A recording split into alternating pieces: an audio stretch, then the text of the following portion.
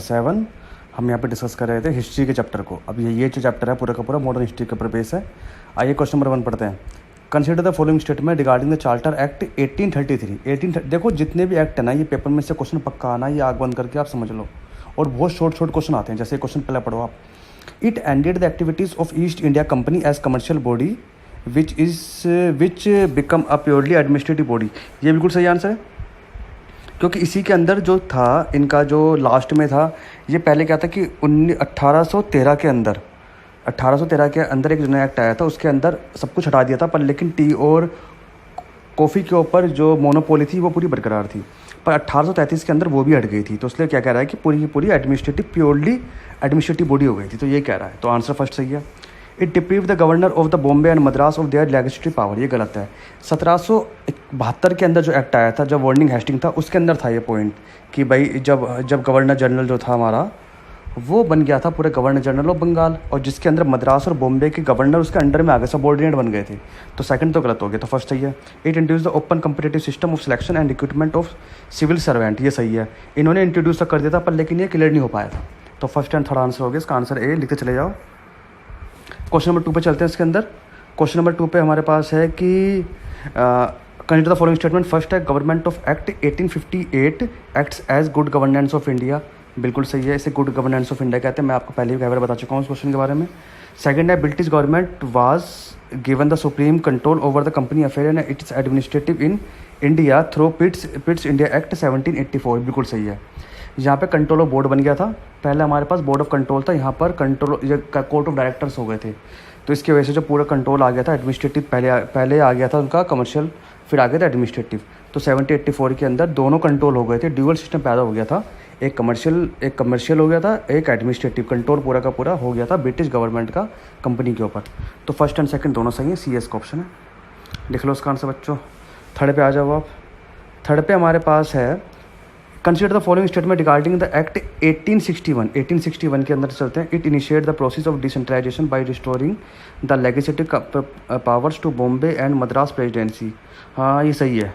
It provide the establishment of the new legislative council for Bengal, east west frontal provinces and WPF and Mysore. ये गलत है। ये जो हमारे पास है ना सेकंड वाला, ये हमारा 1935 का लॉ है। तो फर्स्ट मत सेकंड तो गलत होगी। It empower the viceroy to issue the ordinance without concern the legislative council during the emergency. देखो 1861 वैसी बहुत मशहूर है वर्सले की ऑर्डिनेंस पावर के लिए, ठीक है। ये आपको पता होना चाहिए कि ऑर्डिनेंस पावर जो थी कब बनी थी, इसके अंदर बनी थी। कब? 1861 के अंदर। तो फर्स्ट एंड थर्ड आंसर हो गया, ए आंसर हो गया। सिंपल क्वेश्चन है, बहुत ही है। क्वेश्चन नंबर 4 पे आते हैं इसके अंदर से। क्वेश्चन नंबर 4 के अंदर आप पढ़ोगे तो consider the following statement. Fundamental rights are negative as it prohibit the state from doing certain things where the directive principle are the positive they are require the state to do the certain things. सही है। देखो friends, fundamental rights automatically लगते हैं और DPSP लगाता है state. Fundamental right को लगाना पड़ता है क्योंकि वो कॉन्स्टिट्यूशन में दिए हैं। DPSP totally depend upon the state. It should be implemented but not necessary by the government of state. तो पहली बात तो फर्स्ट तो सही हो गया। सेकंड पढ़ते हैं। Fundamental rights do not require any legislative for their implementation. सही बात है। Where the DPSP require the legislation for their implementation. सही बात है। तो 1 और 2 दोनों सही हो गए, तो इसका आंसर सी हो गया। क्वेश्चन नंबर 5 पे चलते हैं। क्वेश्चन नंबर 5 पे चलते हैं। Government of act 1919। देखो कितने सिंपल हैं, ये आपको पेपर में आने ही आने हैं। आप आग बंद करके चले जाओगे तो ये क्वेश्चन सारे आएंगे ही आएंगे। इनमें से एक क्वेश्चन पक्का फिक्स है कि DRK की था, डायरेक्ट इलेक्शन हुआ था, बाइकैमलिज्म हुआ था, सबको याद है। फर्स्ट पढ़ते हैं। It introduce for first time bicameralism. देखो आगे ना, indirect election in the country. सही है। It relax the central control over the provinces by democratic and separating the central and provincial subject. अच्छा, 1919 में क्या हुआ था कि जो सब्जेक्ट था वो डिफरेंट कर दिया था भाई, जो पूरा डेमोक्रेटिक अलग कर दिया था और जो जितने भी स्टेट्स थे उनका अलग कर दिया था। और पहली बार बजट पास हुआ था, बाई कैमलिज्म पास हो गया था कि भाई 2 होंगे, लेजिस्लेटिव काउंसिल, लेजिस्लेटिव असेंबली होगा, डायरेक्ट इलेक्शन होने लग गए थे। DRK आ गया था कि भाई जो कंट्रोल है वो स्टेट को दे देंगे, पर लेकिन कुछ लिस्ट का कंट्रोल जो है वो एग्जीक्यूटिव के पास रहेगा, वो लेजिस्लेटिव काउंसिल से कंसल्ट नहीं करेगा, उसे DRK बोलते हैं। तो फर्स्ट भी सही है, सेकंड में सही है, थर्ड पढ़ते हैं। It separate the first time provinces budget from the central budget. वही जो मैं आपसे कह रहा हूँ। And authorise the provincial legislative to interact their budget. सही। तो 1 2 3 आंसर हो गए, ये आंसर है इसका। ठीक है। आ जाओ क्वेश्चन नंबर 6 पे चलते हैं। Which of the following are the recommendation of the Simon Commission. Simon Commission 1928 के अंदर आया था, पहले बता दूँ मैं आपको, ठीक है। सर जॉन साइमन ने उसको लेके आए थे। इसके अंदर 27, वैसे तो सॉरी 28 में 27 में आया था, नवंबर 1927 को आया था, ठीक है। अच्छा, abolish of the communal electorate, ये सही है इसके अंदर, नहीं ये नहीं है, sorry. Continuous of the D R की, कॉन्टिन्यूस ऑफ डी आर की नहीं, ये भी गलत है। Establishment of the federation of the British India, ये सही है। देखो जो साइमन कमीशन इसलिए आया था, जो 1919 का जो डी आर की लॉ था, उसको ये देखने के लिए कि वो जो हमने लगाया है डी आर की लॉ, वो सही भी है गलत भी है, इसका क्या इम्पैक्ट पड़ा इकोनॉमी के ऊपर और स्टेट के ऊपर, उसके लिए था। तो उन्होंने ये कहा कि भाई देखो ऐसा, ये डी आर की पैर के सब हटाओ और फेडरेशन बनाओ, फेडरेशन ऑफ ब्रिटिश इंडिया बनाओ। तो थर्ड हमारे पास आई है आंसर उसका बी। इंपॉर्टेंट है, याद कर लो आप इस क्वेश्चन को, ठीक है। क्वेश्चन नंबर 7 पे आप आ जाओ। The notion of the freedom in the society implies, जो नोशन ऑफ सोसाइटी है इसका क्या मतलब है भाई, नोशन ऑफ फ्रीडम से क्या मतलब है? Absence of the external concentrate, ये भी सही है कि बाहर का कोई भी हमारे में इंटरफेयर नहीं करेगा। All decision are the made collectively, ये थोड़ी ना है, ये तो लोकसभा का पार्ट है कि भाई जितने मिनिस्टर हैं उनका सारा डिसीजन कलेक्टिवली होता है। अगर गवर्नमेंट कोई फेल होती है, कॉन्फिडेंशियल मोशन पास हो जाता है और वो उसमें फेल हो जाते हैं, कॉन्फिडेंशियल मोशन पास नहीं हो पाता, तो पूरी की पूरी काउंसिल ऑफ स्टेट जो हमारे पास जो एग्जीक्यूटिव पावर होती है पूरी की पूरी, वो जो मिनिस्टर्स होते हैं वो सारे रिजाइन कर देते हैं। उसे कहते हैं कलेक्टिव रिस्पॉन्सिबिलिटी, तो इसे थोड़ी ना कहते हैं। तो सेकंड तो गलत हो गया। थर्ड पढ़ते हैं, condition in which the people develop their life abilities, सही है। तो फर्स्ट एंड थर्ड आंसर होगा, इसमें क्या है, सिंपल है। तो 7 का आंसर हो गया बच्चों सी।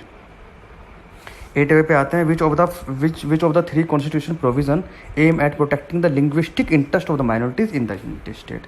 स्टेट के अंदर लिंग्विस्टिक इंटरेस्ट को, जो लिंग्विस्टिक इंटरेस्ट होता है माइनॉरिटीज़ का, उसको प्रोटेक्ट करने के लिए क्या क्या चीज़ है, आइए पढ़ते हैं। President can direct the government to provinces compulsory financial grant and reservation in public job in such of the minorities. देखो कंपल्सरी फाइनेंशियल ग्रांट तो सही है, पर रिजर्वेशन जो होता है ना पब्लिक जॉब का माइनॉरिटीज़ के लिए, ये पार्लियामेंट के हाथ में है, ना कि प्रेसिडेंट के हाथ में। तो फर्स्ट तो गलत हो गया। President can direct to the official recognisation of minority language in the state, ये सही है, ठीक है। तो सेकंड हमारा सही हो गया। 9 पे आते हैं हमारे पास, कंसिडर द फॉलोइंग स्टेटमेंट। आप 9 पे आ जाओ। Consider the following statement, communal award restricted separate the electorate for the Muslim, Sikh, Indian, Christian, Anglo Indian and European only, ये सही है। देखो सबसे पहले सेपरेट इलेक्टोरेट 1909 में मिला था और वो मिला था मुस्लिम को, याद कर लो, बहुत इंपॉर्टेंट है। अच्छा, सेकंड पढ़ते हैं, white paper of the constitution reform the prepared by Jawaharlal Nehru, ये भी सही है। तो 1 और 2 आंसर हो गए, कोई बड़ी बात नहीं है, सी आंसर हो गया इसका, ठीक है। क्वेश्चन नंबर 10 पे चलते हैं। Consider the following statement regarding the government of act 1935, 1935 से रिगार्डिंग हमारे पास जो एक्ट है उसके बारे में बात चल रही है। पहला, it abolish the dyarchy in the provinces, introduce the provincial autonomy in the place, बिल्कुल सही, बहुत बढ़िया है। इसको ना ये कहते हैं कि डीआरकी एट सेंटर अडोप्ट, सही है फर्स्ट हमारा। सेकंड नंबर पढ़ते हैं, it abolish the council of the India, नहीं ऐसा काउंसिल ऑफ इंडिया थोड़ी ना अबॉलिश हुआ है कभी आज तक, तो ये गलत हो गया। तो सेकंड थर्ड पढ़ते हैं, it provide the establishment of the all India federation consisting the provinces and princely unit of states and unit, ये सही है। तो 1 और 3 आंसर हो गया, सिंपल। चलिए 11 पढ़ते हैं। Consider the following statement, constitution contains permanent and elaborated provision regarding the citizenship. देखो सिटीजनशिप से रिगार्डिंग कुछ ज़्यादा बहुत बड़ा वो नहीं दिया, ठीक है। आर्टिकल 5 से 11 आप देखोगे तो थोड़ा बहुत प्रोविज़न है, वरना इतना बड़ा तो नहीं है। तो फर्स्ट हमारा गलत होगा इसके हिसाब से कि एलोबरेट नहीं है, ठीक है। Constitution does not deal with the proper of the acquisition and laws of the citizenship, नहीं ऐसा नहीं है। कॉन्स्टिट्यूशन जो है वो उसको फॉलो करता है, कॉन्स्टिट्यूशन बताता भी है कि भाई कब से लेके कब तक, भाई वो कहता भी है कि मार्च 1, 1947 से पहले जो लोग पाकिस्तान में चले गए हैं, पर लेकिन वो बाद में अगर आ जाते हैं इंडिया के अंदर, तो उनको यहाँ पर कम से कम नहीं तो 6 महीने रहना पड़ेगा और उनको फिर एप्लीकेशन रजिस्टर करनी पड़ती है, रजिस्ट्रेशन नंबर 2 करना पड़ता है आर्टिकल नंबर 7 के अधीन, उसके बाद उसको मिलता है। तो a person who migrate to Pakistan from India after March 1974 but the later return to India for resettlement is could be the citizen of India, सही है। तो सेकंड एंड थर्ड इसका आंसर होगा बच्चों, तो आंसर भी होगा इसका, ठीक है। चलिए क्वेश्चन 12 पे चलते हैं। Consider the following statement regarding the Indian independence act 1947, 1947 से रिगार्डिंग एक्ट बताने हैं आपको। It empower the constitution assembly of the 2 dominions of forms and adopt any constitution for their respective nations, सही है। सेकंड पढ़ते हैं, it guaranteed freedom to the Indian prince in the state either to join the dominion of the state and dominion of the Pakistan और remain independent. 1947 में ये भी हुआ था कि जिनको पाकिस्तान आना पाकिस्तान चले जाओ, जिसे इंडिया आना इंडिया चले जाओ, जिससे अकेले रहना अकेले रह लो। तो ये भी सही है ही ऐसा ही। It provide for the partition of India and creation the two independent domination of India and Pakistan. सही है, आप तीनों तो है मेन इसके पार्ट, आपने पढ़ा होगा तो ये तो है। तो 1 2 3 आंसर हो गया, इसका क्या है, डी आंसर है। सिंपल से क्वेश्चन है बच्चों इस बार बहुत। क्वेश्चन नंबर 30 में चलते हैं। Consider the following statement, Liaquat Ali Khan was the minister of the finance in interim government. बिल्कुल सही है, 1946 के अंदर इंटरिम गवर्नमेंट बनी थी तो लिक्वित अली खान को बना दिया था, और गलती कर दी थी इन्होंने। जब इसने बना दिया तो इसने क्या करा, कोई लॉ पास ही नहीं करा फाइनेंस का। अब फाइनेंस का लॉ पास नहीं करा और एक लोकसभा में आता नहीं था, तो लोग सब परेशान हो गए। तो ये समझ में आया, इसलिए लिक्वित अली खान को जब बनाया गया था बड़ी दिक्कत हो गई थी। तो फर्स्ट हमारा तो सही है। सेकंड है, doctor Rajendra Prasad was the minister of external affair and Commonwealth relation in the interim government. ऐसा थोड़ी ना था, जो सबसे ज़्यादा जिसका ओहदा था वो था जवाहरलाल नेहरू, और Jawaharlal Nehru external affairs and Commonwealth relation को कैसे छोड़ सकते हैं। तो इसका आंसर डॉक्टर राजेंद्र प्रसाद नहीं, नाम है जवाहरलाल नेहरू। तो फर्स्ट आंसर हुआ, सेकंड गलत है। तो आंसर हुआ इसका ए, ओनली ए आंसर हुआ बच्चों, इसका याद कर लो आप। Consider the following statement, question number 14, the idea of the constitution for the first time proposed by the forward by the Jawaharlal Nehru. बचपन से पढ़ते आ रहे हो, the first idea of the constitution assembly proposed by the M.N. Roy. ठीक है, तो first तो गलत हो गया। British principally accepted the idea of the constitution assembly for the first time through the Cripps proposal. Cripps proposal नहीं, cabinet proposal से लिया गया था भाई। के पहले तो अगस्त ऑफर आया भाई, पहले तो उन्होंने बोला, M.N. रॉय ने बोला कि भाई हमें कॉन्स्टिट्यूशन बनाना है, तो फिर बाद में क्या, फिर बाद में जवाहरलाल नेहरू ने बोला, फिर अगस्त ऑफर आया, अगस्त के बाद क्रिप्स मिशन आया, क्रिप्स मिशन ही फेल हो गया। उसके बाद क्रिप्स मिशन में मुस्लिम ने कह दिया भाई हम एक्सेप्ट ही नहीं करते। फिर उसके बाद कैबिनेट मिशन आया, जिसके बाद कॉन्स्टिट्यूशन असेंबली बनी है, तो सेकंड गलत हो गया। थर्ड पे आता Muslim League accepted the idea of the Cripps proposal. मैं अभी वही बताया ना आपको, क्रिप्स प्रपोजल की प्रॉब्लम क्या थी, उन्होंने कहा था कि हम आपको कॉन्स्टिट्यूशन बनाने तो देंगे, पर लेकिन लड़ाई के बाद, सेकंड वर्ल्ड वार हो जाए उसके बाद आप बना लेना। पर लेकिन मुस्लिम लीग ने माना नहीं और ना ही कांग्रेस ने माना था। तो फर्स्ट सेकंड थर्ड इसका तीनों आंसर गलत हैं बच्चों, ना इसका आंसर। देखो जैसे मैं बता रहा हूँ ना, आपको ऐसी चीज़ें याद रखनी है, मतलब आपको पता भी चीज़ें होनी चाहिए। ये नहीं कि आप उसे लिखे जा रहे हो कॉपी के अंदर, दिमाग में याद रखो। डिटेल में आपसे कहता हूँ ना, याद होनी चीज़ें बहुत जरूरी हैं, वरना दिक्कत है। क्वेश्चन नंबर 15 पे चलते हैं। Consider the following statement regarding the composition of the constitution assembly. Constitution assembly से रिगार्डिंग प्रपोजल पढ़ते हैं। The constitution assembly was constituted in November 1946 under the scheme of formatted by the August offer. देखो फिर मैं बता रहा हूँ आपसे, अगस्त ऑफर नहीं है, कैबिनेट ऑफर है, कैबिनेट मिशन है। ठीक है, तो फर्स्ट गलत है। कॉन्स्टिट्यूशन असेंबली बात partly elected and partly nominated, सही है। जितने बड़े स्टेट थे उसमें तो डायरेक्ट इलेक्शन हो गए, छोटे छोटे से वहाँ के राजाओं ने नियुक्त कर दिए। ठीक है, तो फर्स्ट सेकंड हमारा सही हो गया। इसीलिए जो इलेक्शन था वो पार्सली नॉमिनेटेड और पार्सली इलेक्टेड था। थर्ड पे आते, seat was allotted on the basis of the population at that time, सही बात है, 1 मिलियन लोगों पे एक सीट थी। तो 2 एंड 3 आंसर हुए, इसका आंसर डी हुआ बच्चों। ठीक, आइए बढ़ते हैं क्वेश्चन नंबर 16 पे चलते हैं। Which of the following function are performed by the constitution assembly other than the making the Indian constitution. India constitution के बनने के अलावा और भी बहुत सारे काम किए थे कॉन्स्टिट्यूशन असेंबली ने, बताओ क्या किया। पहले क्या था, it adopt the national flag on July 22, 1947, बिल्कुल सही है। It elected the doctor Rajendra Prasad as first president 24 जनवरी 1950। 24 जनवरी 1950 को 2 काम हुए थे, नेशनल एंथम और नेशनल सॉन्ग दोनों अडोप्ट किए गए थे, याद कर लो। 3 काम हुए थे 24 जनवरी 1950 को। डॉक्टर राजेंद्र प्रसाद प्रेसिडेंट बने थे, नेशनल एंथम बना था, अडोप्ट हुआ था, और नेशनल सॉन्ग बना था। थर्ड आते, it ratified the India membership of commonwealth in May 1949, सही है। तो 1 2 3 तीनों आंसर होगा। ठीक, चलो क्वेश्चन नंबर 17 पे चलना है, तो आ जाओ।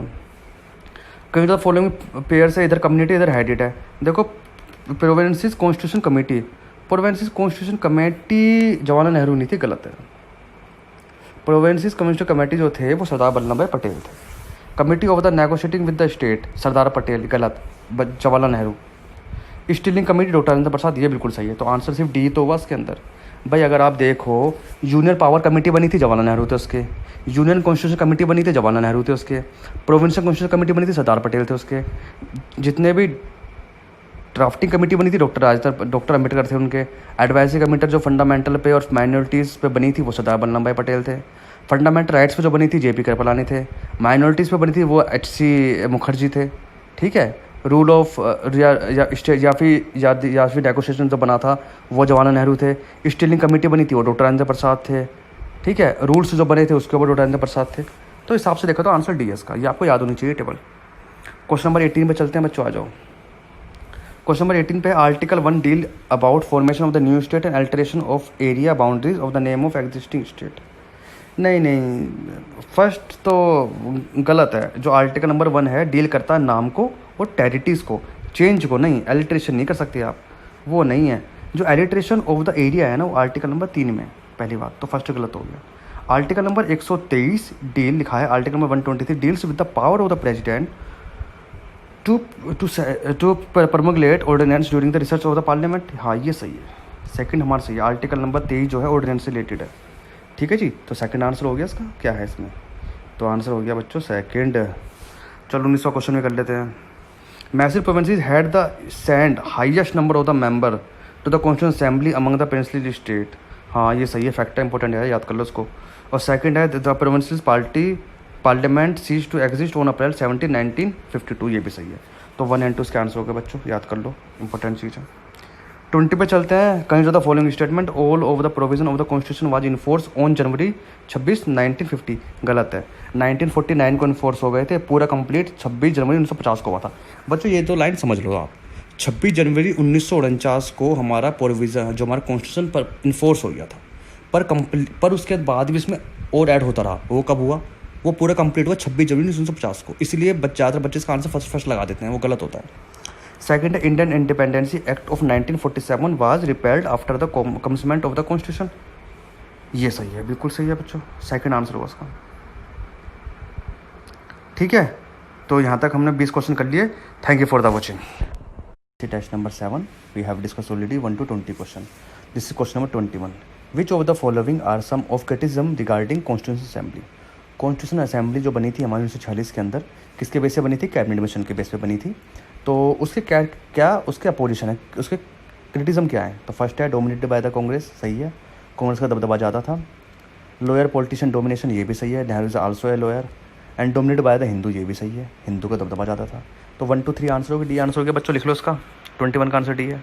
22 पर चलते हैं। Which of the following are the major point of the objective resolution introduce constitution assembly ने जो बनाया था उसके बारे में बात चल रही है। तो पहला है हमारे पास territories forming the union shall be autonomous unit and exercise all power and function of the government except the sign to the union, बिल्कुल सही है। All power and authorities of sovereign and independent India shall flow from it is constitution. बच्चों second point याद कर लो आप, ये बहुत इंपॉर्टेंट है, पेपर में कम से कम 50 बार पूछा गया आज तक। ऑल पावर, ये गलत है, all power and authority of the sovereign and independent India shall flow from it is people of India. लोगों के द्वारा सोवरेनिटी एंड इंडिपेंडेंसी मिलती है इंडिया की। तो सेकंड इसलिए गलत है। तो फर्स्ट सही है, सेकंड गलत है। थर्ड पे आते हैं। All people of India shall be guaranteed and secure secular equality of status opportunities along the equality before the law, ये भी सही है। तो 1 and 3 आंसर हो गए बच्चों, उसका आंसर सी है, याद कर लो। 22 का 23 का कर लेते हैं, ये तो बहुत सिंपल सही है, बच्चों वाला क्वेश्चन है। Which one of the following fundamental rights describe by doctor B R Ambedkar as the heart and soul of the constitution. किस कॉन्स्टिट्यूशन को डॉक्टर बी आर अम्बेडकर ने कहा था कि तो दिल है, ये तो आत्मा है कॉन्स्टिट्यूशन की? किसे कहा था? आर्टिकल नंबर 32, सिंपल सा, right to constitution remedies, D answer है बच्चों उसका। 24 पे चलते हैं। Which of the following action of the government as a part of, कौन सा एक्शन है हमारा गवर्नमेंट का? एबोलिश ऑफ द डीपीएसपी के रिगार्डिंग, जब डीपीएसपी इंप्लीमेंट किया गया तो उसमें हमारे पास कौन कौन सा इसमें से पार्टीशन करा, कौन कौन सा गवर्नमेंट ने पार्ट बनाया? पहला है हमारे पास abolish of the intermediates like zamindar, jagirdar and ईमानदार, बिल्कुल सही है। जो बीच का मिडिल मैन हटा दिया गया था डीपीएसपी के द्वारा, यही तो मेन बात था। जब रायतवाड़ी सिस्टम, हाँ रायतवाड़ी सिस्टम, परमानेंट सिस्टम ये आप जब बने थे तो इनका मिडिल मैन का बहुत रोल था। मिडिल मैन मतलब जमींदार सिस्टम, जागीरदारी, जिसे हम इंटरमीडिएट कहते हैं between the companies and the villagers, तो उनको हटा दिया गया था। कब? डीपीएसपी को इम्प्लीमेंट हुआ तब। फर्स्ट सही है। Nationalism of the commercial bank, ये बिल्कुल सही है। And bounded labour system एबोलिश्ड and mandatory benefit act, चारों के चारों सही हैं बच्चों, चारों के चारों बिल्कुल सही आंसर है। 24 का आंसर है डी। 25 पे चलते हैं। Which of the following pair schedule तो 12 है, याद कर लो एक साथ ही। शेड्यूल बता रहा है और ये बता रहा है। सेकंड शेड्यूल एनुमेंट and important of the constitution post, सही है। इसमें क्या है, सबको याद है। तो 11 शेड्यूल हमारा पंचायत राज से रिलेटेड है, ये भी सही है। 5th शेड्यूल फेडरल स्ट्रक्चर, गलत है। 5th शेड्यूल है ना, वो हमारा रिलेटेड है शेड्यूल एरिया से। By 5th schedule of the constitution deal with the administration and control of scheduled area. ठीक है, अच्छा किस किस देश में, मतलब किस किस स्टेट में, है ना, ये बात आप याद कर लो। तो वो है हमारे पास असम, मेघालय, त्रिपुरा, मिजोरम। तो कहने का मतलब ये है कि शेड्यूल्ड एरिया और शेड्यूल्ड एरिया से रिलेटेड होते हैं हमारे। कौन सा? 5th schedule. तो सी तो गलत हो गया। डी हमारे पास है 8 शेड्यूल लैंग्वेजेस, ये भी सही है। तो उसका बच्चों आंसर हुआ सी। कह रहा है कि उनमें कौन सा गलत है। 26 पे आता है consider the following statement. First है हमारे पास 42 amendment act restrict the power of judiciary review. बिल्कुल सही है, ये ऐसा ही है कुछ। ठीक है, तो ये हमारे पास 26 का आंसर कितना हो गया हमारे पास? फर्स्ट है, सही है। 52 अमेंडमेंट पता ही होगा आपको, एंटी डिफेक्शन बिल होता है हमारा। 52 amendment act introduce anti defection provision in the constitution, ये भी सही है। सी आंसर हुआ, 1 and 2 आंसर। 26वें का आंसर बच्चों सी है। 27 पे आ जाओ। Which of the following factor contribute the elephantism size of the constitution. हमारे कॉन्स्टिट्यूशन साइज बहुत बड़ा है, ऐसा क्यों? Single constitution for the both centre and the state. हाँ सही बात है, क्योंकि एक कॉन्स्टिट्यूशन हमारा सेंटर को भी डील करता है और स्टेट को भी डील करता है। पॉपुलेशन ऑफ द इंडिया, ये गलत है, ये कोई रीज़न नहीं है। थर्ड है influence of the government of India act 1935। 1935 से काफ़ी सारी चीज़ ले गए थे हमारे, तो ये सही है हमारे पास। And dominance of the legal luminaries, ये भी सही है। तो 1 सही है, 3 सही है, 4 सही है। तो बच्चों आंसर कितना हो गया? डी आंसर हो गया। 27 का बच्चों आंसर है डी, याद कर लो। Which of the following are the silent feature of Indian constitution. इनमें से कौन से साइलेंट फीचर हैं इंडियन कॉन्स्टिट्यूशन के? Federal system with unitary biases, ये भी सही है। वेरियस सोर्स से हमारा कॉन्स्टिट्यूशन बना गया, ये भी सही है। इंटीग्रेटेड एंड इंडिपेंडेंट जुडिशरी, ये भी सही है। 2 टायर गवर्नमेंट, हमारी 3 टायर गवर्नमेंट है, 2 टायर गवर्नमेंट नहीं है। तो आंसर 1 2 3 आंसर होगा बच्चों इसका आंसर। तो इसका आंसर होगा बच्चों ए। 28वें का आंसर है ए, याद कर लो। 29 पे आते हैं consider the following statement. The term federalism has nowhere been in constitution. ये तो जो आपके पास है, ये जो हमारे पास आंसर होगा इसका, ये कह रहा है कि द टर्म फेडरेशन, जो हमारे पास फेडरेशन टर्म है, वो nowhere been use in the constitution, सही है। Indian federation is the result of the agreement by the state, नहीं ये गलत है। एग्रीमेंट ऑफ द स्टेट नहीं है ये हमारा, जो फेडरेशन हमारा एग्रीमेंट ऑफ स्टेट नहीं है। आर्टिकल 1 हमारा क्या कहता है कि India as a union of the state which implies 2 things. ये जो हमारा इंडिया है स्टेट्स का यूनियन है, इसका मतलब ये बनता है India federation is a not a result of the agreement of the state. और दूसरा ये बनता है कि no state has a right to cede it from the federation. किसी स्टेट को राइट नहीं है कोई निकल जाए हमारा। और जो फेडरेशन है ये कोई एग्रीमेंट नहीं है, ये यूनियन है। तो सेकंड गलत हुआ, फर्स्ट हमारा सही हुआ। तो 29वें का आंसर बच्चों ये है। 30वें पे आ जाते हैं। Consider the following statement regarding the regulating act 7073। ये जो एक्ट है ना बच्चों को तो याद कर लो आप अच्छी तरह से, ये पेपर में आता है। It servants of the company from the engineering the any private व्यापार। इसमें 1773 का मेन पार्ट क्या था कि जितने भी कंपनी के जो लोग हैं वो कोई भी अपना कोई पर्सनल काम नहीं कर सकते, ये सही है। फर्स्ट हमारा सही है। It distinguish between the commercial and political function of the company, ये गलत है, ऐसा कुछ नहीं था। It introduce the first time the local representation of in India legislative council, ये भी गलत है। आंसर 1 हो गया, सिंपल है। तो 30 का आंसर सी है। Thank you series, this is test number 7। We have discuss 1 to 30 question. आइए क्वेश्चन नंबर 31 करते हैं। Which of the following is are the future of parliamentary form of government. Government के parliamentary form के क्या features हैं? पहला है collective responsibility of executive to president, ये गलत है। एग्जीक्यूटिव की रिस्पॉन्सिबिलिटी लेजिस्लेचर के थ्रू होती है, ना कि प्रेसिडेंट के लिए। तो फर्स्ट तो गलत हो गया। सेकंड है हमारे पास डिसोल्यूशन ऑफ लोअर हाउस, ये सही है। Membership of minister in the legislature, ये भी सही है। तो आंसर 2 and 3 हुआ बच्चों। उसका आंसर हुआ 31वें का डी। 32 पे आते हैं। Which of the following statement regarding the supreme court. Supreme court से रिगार्डिंग यहाँ पर हम बात कर रहे हैं। It is a guaranteed of fundamental rights of the citizenship, ये सही है। सिटीजन्स के फंडामेंटल राइट्स का हेड होता है और गार्जियनर होता है कौन? सुप्रीम कोर्ट, सही है। It is a guardian of Indian constitution का हेड होते हैं, ये भी सही है। It is the highest court of appeal in India, ये भी सही है। तो 1 2 3 तीनों आंसर हो गए, नॉर्मल बात है ना। 33 पे आते हैं। A democratic constitution would loss it is credibility if. भाई कह रहा है कि डेमोक्रेटिक कॉन्स्टिट्यूशन अपनी क्रेडिबिलिटी लॉस कर देता है अगर क्या होता है कि कोई भी कॉन्स्टिट्यूशन जो बनता है या फिर कहीं इलेक्टेड होता है वो पीपल्स के द्वारा ना हो। भाई वहाँ के लोग अगर किसी चीज़ को इलेक्टेड नहीं कर पा रहे हैं तो फिर कॉन्स्टिट्यूशन को दिक्कत ही नहीं है ना, फ़ायदा नहीं है कुछ भी। तो क्वेश्चन आंसर आप भी पढ़ो आप।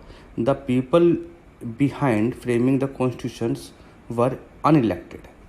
कहने का मतलब ये है कि आपने कॉन्स्टिट्यूशन बनाया जो है और उसके पीछे जो बनाने वाले हैं अगर पीछे लोग ही नहीं हैं, उनकी थिंकिंग ही नहीं है, तो ये कॉन्स्टिट्यूशन डेमोक्रेटिक कॉन्स्टिट्यूशन एक तरह का कुछ मतलब क्रिएटिबिलिटी नहीं है इसकी। ठीक है, तो आंसर बच्चों इसका हो गया बी। 34 पे चलते हैं। Constitution usually does not serve this function. Constitution इनमें से कौन सा फंक्शन नहीं करता? Ensuring the some kind of the coordination between the members of the nations करता है। भाई ये है हमारे पास इंटरनेशनल रेगुलेशन को इंक्रीज़ करना, 51 आर्टिकल है। Specific allocation of power in the nation in skeleton form, ये भी सही है। Brings in rules of law in society, ये भी है। Distribution economic resources with in the population, ये गलत है। पॉपुलेशन के अंदर इकोनॉमिक रिसोर्स का डिस्ट्रीब्यूशन ये नहीं बताया गया कि कॉन्स्टिट्यूशन ने, ये तो इकोनॉमिक प्लानिंग का पार्ट है। तो आंसर बच्चों उसका आंसर डी आंसर हो गया। 35 पे चलते हैं। Consider the following statement. In Kesavananda Bharati case Supreme Court held that Indian Constitution is a founded the bedrock of balance between the fundamental rights and directive principle। Fundament जो constitution है वो bedrock है, balance है between fundamental rights का और directive principle का। ये Keshav Nanda Bharati case ने कहा, ये गलत है। केशव नंदा भारती केस नहीं है ये जो केस है इसका नाम होता है मिनरेवा मिल्स केस, 1980 वाला केस है। ठीक है, मिनरेवा मिल्स केस की स्टेटमेंट है, ना कि केशव नंदा भारती केस की स्टेटमेंट है। तो फर्स्ट तो गलत हो गया। सेकंड पे आते हैं। Directive principle of state policy are the fundamental in governance of country and shall it is duties of the state to supply this principle in making the rule laws, ये सही है। जो डीपीएसपी होते हैं state के laws होते हैं कि स्टेट को ये अप्लाई करना चाहिए। ठीक है, ये गवर्नेंस का पार्ट है। It is a lesson for the government of the state basically. तो आंसर सेकंड सही है, फर्स्ट गलत है। बच्चों उसका आंसर हुआ 35वें का आंसर हो गया बी। 36 पे चलते हैं। The origin constitution did not provide the fundamental duties of citizens, सही है, ये आंसर सही है। The rights and duties of the citizen are cooperative and inseparable, ये भी सही है। 96 constitution amendment act of 2002 are added one more fundamental duties, ये गलत है। देखो 86 जो हमारा लास्ट में जो है 86 कॉन्स्टिट्यूशन अमेंडमेंट जो हुआ था 2002 में, 96 नहीं था, 86 अमेंडमेंट हुआ था 2002 के अंदर। और इसने क्या किया था, इसने वही कि भाई जो एजुकेशन सबके लिए होनी चाहिए वो ऐड हुआ था हमारा article number 21A, education for the all, free education, right to education. तो आंसर थर्ड गलत हो गया, 1 और 2 सही है। तो आंसर बच्चों 36वें का आंसर हो गया बी। 37 पे चलते हैं। Which of the provision of the constitution provide the secular character of India state. Indian state के इनमें से कौन से पार्ट सेक्युलर करेक्टर को रिप्रेजेंट करते हैं? फर्स्ट है the preamble secular all to all citizen of India, liberty to of belief, faith and worship, सही है। No person shall be compelled to pay any tax for promotion of particular religion, ये भी सही है। The state shall endeavours to secure for all citizen a uniform civil code, ये भी सही है, आर्टिकल नंबर 44। तो 1, 2, 3 तीनों एक ऐसे पार्ट हैं जो इंडिया के सेक्युलर करेक्टर को शो करते हैं। तो अब बच्चों इसका आंसर हो गया डी। 38 पर आता है। 38 पर इसमें क्या लिखा है कि जो साइड लिखा हुआ है फीचर्स और ये लिखा है कहाँ से लिए गए हैं सोर्स, वो देखना है आपको। ठीक है, तो पहला देखते हैं फेडरेशन विद स्ट्रॉन्ग सेंटर, ये कहाँ से ले गया? सोवेरेन कॉन्स्टिट्यूशन से, ये गलत लिया गया, ये यहाँ से लिया गया, ये लिया था हमारे पास कैनेडियन से। Method of election of president USA constitution से नहीं लिया गया, ये इम्पीचमेंट ऑफ प्रेसिडेंट तो लिया गया पर ये नहीं लिया गया। ठीक है, तो ये आंसर हमारा सेकंड भी गलत हो गया, फर्स्ट भी गलत हो गया। थर्ड हमारे पास फेडरल स्कीम कैनेडियन कॉन्स्टिट्यूशन से, ये भी गलत है। ठीक है, तो हमारे पास अगर आप देखो जो फेडरल स्कीम है ना वो 1935 एक्ट से लिया गया है। तो 1, 2, 3 तीनों के तीनों गलत है, इसका आंसर होगा डी। बच्चों 38 का आंसर डी, इंपॉर्टेंट है, सोर्स याद करना आपको जरूरी है। 39 पे आते हैं। 8 schedule recognise the which of the following language. 8 schedule के अंदर इनमें से कौन कौन सी लैंग्वेज हैं? देखो वैसे तो ओरिजिनली 14 लैंग्वेज थी पर लेकिन आज 22 लैंग्वेज है। याद रखो कि इसके अंदर इंग्लिश नहीं आती, कभी भी इंग्लिश नहीं आती, और इसके अंदर क्या नहीं आती, हाँ इंग्लिश नहीं आती इसके अंदर। ठीक है, तो आंसर अब आप देख लो, फर्स्ट तो ऑप्शन होगा ही नहीं। 8वे लैंग्वेज के अंदर हमारे पास क्या है कि ए इंग्लिश तो है ही नहीं, तो फर्स्ट ऑप्शन कट गया, 1 एंड डी भी कट गया। ठीक है, अगर आप देखो तो हमारे पास इंग्लिश, संस्कृत आती है और हिंदी आती है, तो मगधी नहीं आती। तो आंसर बच्चों इसका ए आंसर हो गया। 39 का आंसर बच्चों ए आ गया। ठीक है, इसको ऐसे याद करोगे, थोड़ा सा देखना पड़ेगा आपको। भाई बंगाली है, बोडा है, डोरगी है, गुजराती है, हिंदी है, कन्नड़ है, कश्मीरी है, कोंकणी है, मराठी है, मलयालम है, मणिपुरी है, मराठी है, नेपाली है, उड़िया है, पंजाबी है, संस्कृत है, संथली, सिंधी, तमिल, तेलुगु, उर्दू, ये सारी मिला के 22 लैंग्वेज है और ये 8 शेड्यूल के अंदर आती है। इंग्लिश नहीं आती, याद रख लो। इंग्लिश नहीं आती है, डोडा नहीं आती, डोरग नहीं आती, मैथाली नहीं आती। चलिए ठीक है, आगे छोड़ो आप। तो ये आपको याद करना पड़ेगा। आगे 39 का आंसर बच्चों ये है। 40 में चलते हैं। The idea of the residual power in the constitution India is borrowed from the constitutions. जो रेसिडुअल पावर है कहाँ से लिया गया, ये इंपॉर्टेंट क्वेश्चन है, बहुत पेपर में आया, कनाडा से लिया गया। Residual power of Indian constitution borrowed from Canada. Which of this South Asian nation are constitution monarchy. इनमें से किसी देश के अंदर कॉन्स्टिट्यूशन मोनार्की है। तो ये तो क्वेश्चन बहुत सिंपल है। तो आंसर है इसका ए, भूटान के अंदर है। इसका आंसर बी होगा, भूटान के अंदर कॉन्स्टिट्यूशन मोनार्की है। 42 पे चलते हैं। Consider the following statement. The preamble state of the constitution drive the authority from president of India. नहीं, प्रेम्बल की जो अथॉरिटी होती है वो अथॉरिटी जो होती है पीपल्स ऑफ इंडिया से होती है, ना कि प्रेसिडेंट ऑफ इंडिया से होती है। सो फर्स्ट तो गलत हो गया। Preamble declares the India English to be sovereign, secular and socialist, democratic and republic polity. ये भी सही है, ये सही है। तो 42 का आंसर बच्चों सेकंड हो गया, बी हो गया आंसर। ठीक है। 43 पे आते हैं। Which of the following rights and privileges constitution confirm to citizens of India and denied to same to aliens. इनमें से ऐसी कौन चीज़ है सिटीजन को मिली हुई है इंडिया के, पर लेकिन बाहर के लोगों को नहीं मिली हुई। Right against the discrimination on the ground of religion, race, caste, sex and place of the birth. ये है सही आंसर इसका, ये आंसर। तो ये तो फर्स्ट है, ये हमारे पास सही। सेकंड है right to the equality opportunity in the matter of the public employment. ये भी सही है। कल्चर एंड एजुकेशन राइट से भी सही है। तो 1, 2, 3 तीनों ऐसे चीज़ हैं ये जो इंडिया के सिटीजन को मिले हुए हैं पर लेकिन बाहर के लोगों को नहीं मिले हुए। तो 43 का आंसर बच्चों हो गया डी।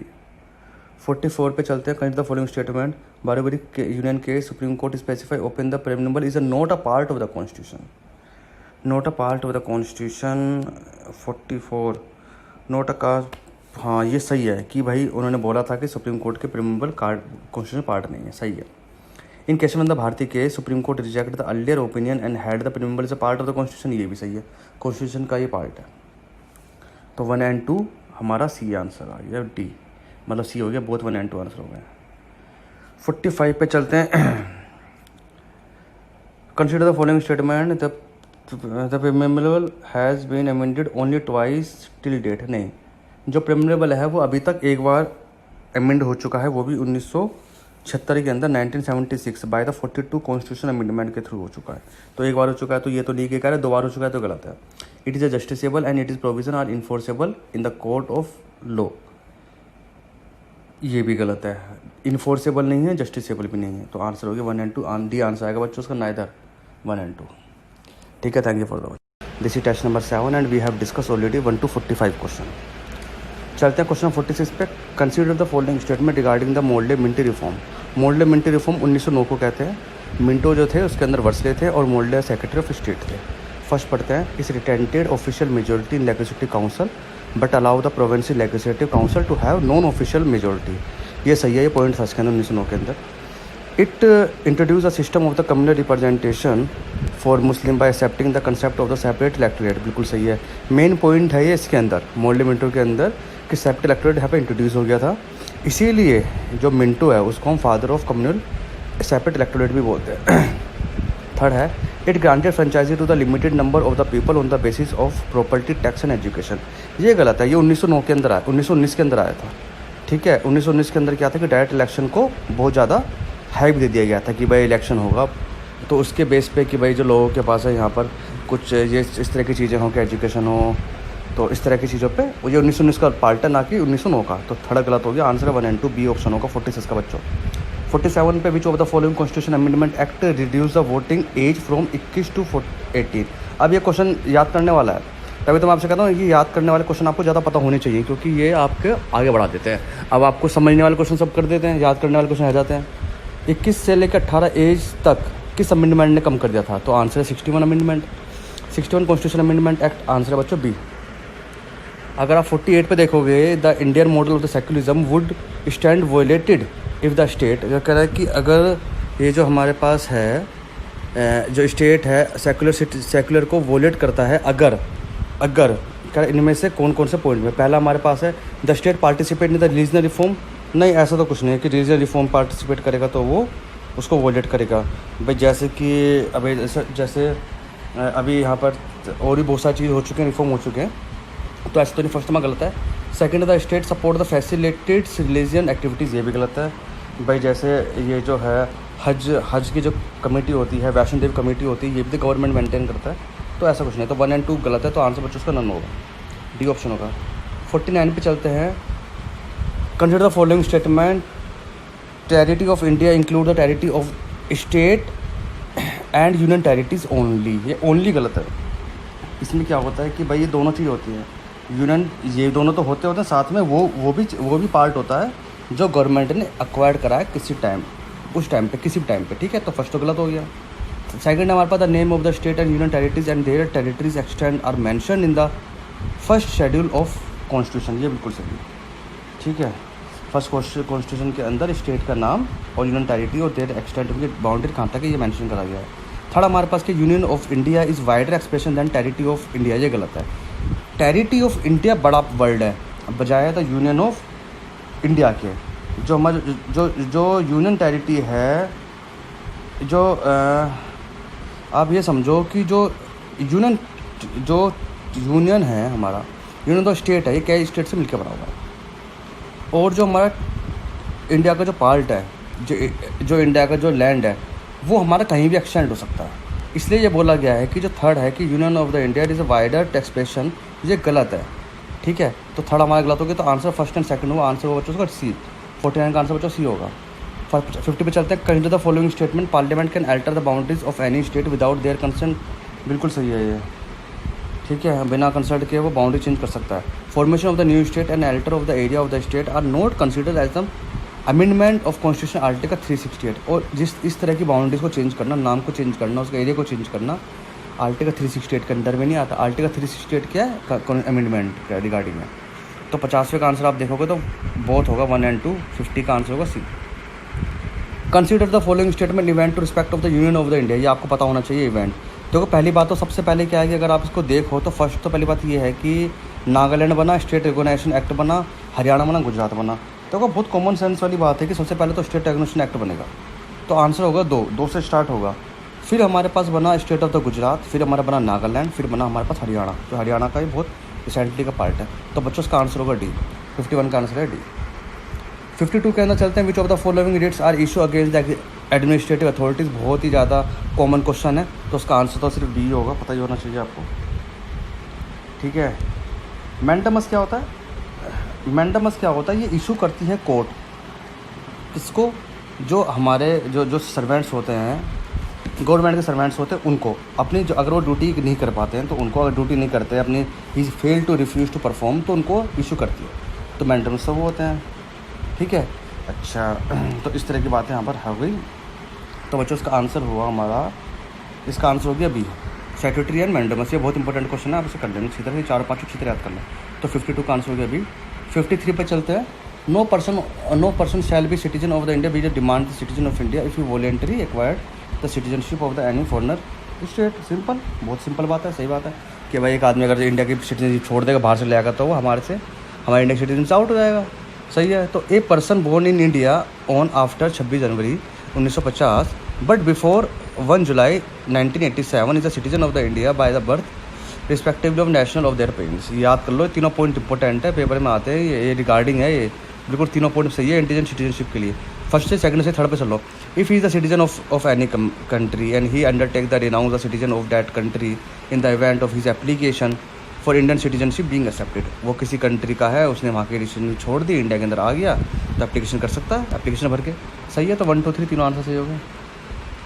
54 पे चलते हैं। Consider the following statement, the constitution provision discrimination against any citizen on the ground of the religion, race, caste, sex, place of the birth and do not ground of the residence. बिल्कुल सही है, article number 15 है ना ये।